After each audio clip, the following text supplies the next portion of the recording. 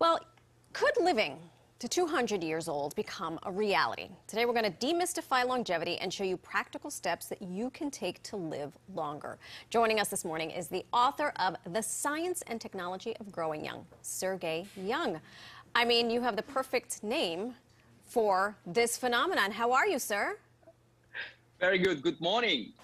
Where are you right now on planet Earth? I'm in New York, on Manhattan. Okay, so we're in the same time zone. I was hoping I didn't want to be waking you up. Okay, so no, we're sharing this same weather forecast. Oh, so you're dealing with the humidity, but your hair looks much better than mine. So I just want to set the record straight for our viewers. You are an anti-aging visionary, and you say you don't need to be a billionaire trying to figure out stem cell therapies and young blood transfusions to live longer, that we can actually have more resources at our disposal than we realize when it comes to growing young. Explain it to me like I'm a 5-year-old. Okay, perfect. So we're living in a unique moment of time.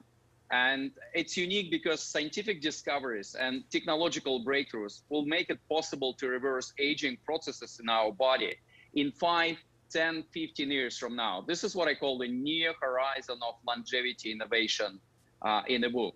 But while we're waiting for all these technologies to arrive, it's extremely important to stay on longevity bridge, to stay healthy and happy today. And there are so many things that we can do today to be healthy and happy. So our body and mind is worth extending its resource in 10 years from now.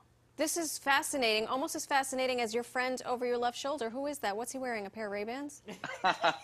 So look, you know the concept of called Internet of Things, that yes, all the the devices interconnected. So like in 10, 20 years from now, we're gonna have Internet of Bodies.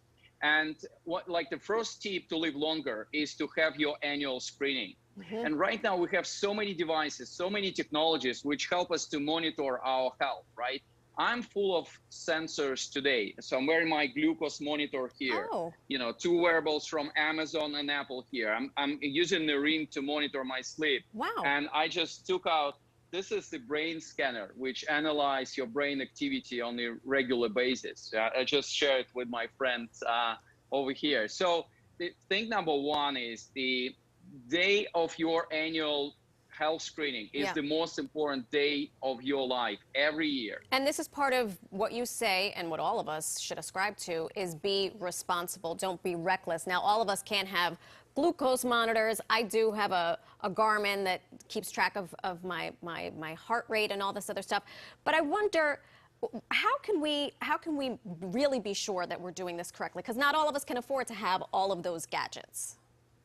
Yeah, so there's so many things that we can do almost for free. In fact, actually plant-based diet and going heavy on vegetables is much cheaper on a family basis overall. But like you touch on very important point. Some people call it don't die stupid. Yeah, I call it passive longevity. Our life is full of choices, and some of the choices that we make, they're really detrimental to our health and our lifespan. So like tobacco smoking is just minus 10 years from your lifespan. Or not always using seat belts is minus 2 years from your lifespan. Or if you choose to ride the motorcycle, your chances to die in an accident is 17 times higher than if you just drive in the car. So again, it's very important to be mindful of the choices that we're making today in our life. And I would add to that, something that could add to your life is regular exercise. I browbeat my teammates here and I say, just move. I don't care if you're just walking, you don't have to lift heavy weights, but just move. But since you are the expert, maybe they'll listen to you instead of me. Perfect. I actually agree with you. So we have this binary view of exercise. So I'm either running marathon, or I'm becoming Iron Man or Iron Woman, or I'm just sitting at my home and doing nothing. Well, there's something in between. So use your wearable, and I don't care if this is Garmin, Apple Watch, your Whoop, whatever you like, and count 10,000 steps a day. You can integrate walking in your everyday life. And if you ask me, this is 2/3 of our health agenda for every day. I love this. This next one is fascinating because it seems so simple, but peace of mind. How are you defining peace of mind, and how can that help us grow young? Great question. So just think about this. Every time when we talk about health, we tend to talk about physical health. While I do think mental health aspects are as important as anything else. So for me, peace of mind is really comes down to three things. One is the quality and quantity of your sleep. It is important. My rule is like 8 hours of 8 hours in the bed, which is 7 hours of sleep. Second is using mindfulness exercises or meditation to decrease your cortisol level. Cortisol is a stress hormone inside your body. And the third one is be a good person, have an optimistic view on your life, share the best of you with the world, help others. Because if you think about this, people who share the best of them with the world, who give more than they take, they actually tend to live longer, 3, 5, 7 years of healthy and happy life. I love this. I have to ask you, how old are you? I'm 49. Look at you, see? And you're aging in reverse. You're growing young. Sergey Young, thank you so much for imparting your wisdom. Thank you, Marisol. Stay healthy and happy. Absolutely. Please. I'm going to try my best. Of course, you at home can pick up your copy of Growing Young, The Science and Technology of Growing Young. It is available wherever you get your bookstores on Wednesday.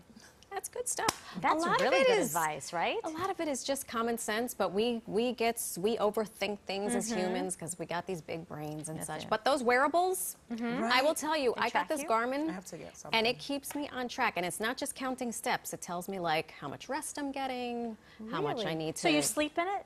I haven't yet, but I'm threatening to. Okay. I'm afraid to find out how much sleep I actually don't get. I know, right? Yeah, because it tells you how how restless you were, if you had like good sleep or not. But did you hear what he said? He glossed over it, but it was very interesting. He said 8 hours in bed, Yes. which translates to 7 hours of sleep. Because you don't fall asleep right away, and you probably wake up earlier than that. And he's really 149 I mean, years but that old. just think sounds like he's such a definitely over the luxury, older though, than 49, right? yeah. He's 149. Yeah. 8 hours I love in him. bed. Come back, Sergey.